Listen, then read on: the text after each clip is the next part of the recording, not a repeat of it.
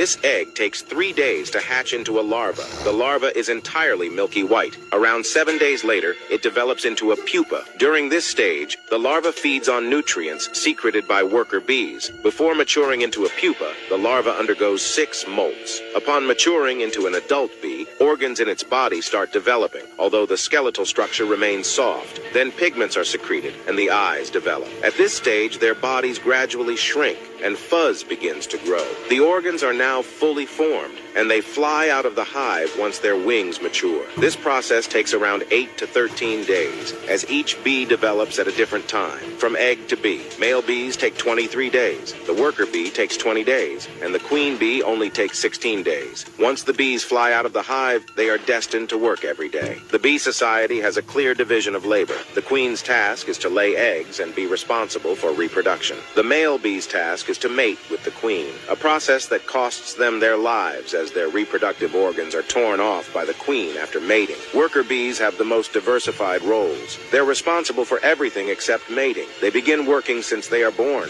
and their roles change as they age. 3 days after birth, they are responsible for incubating eggs. 6 days later, they secrete nutritious to feed the larvae. 12 days later, they start cleaning the hive and building comb. At 18 days, they venture out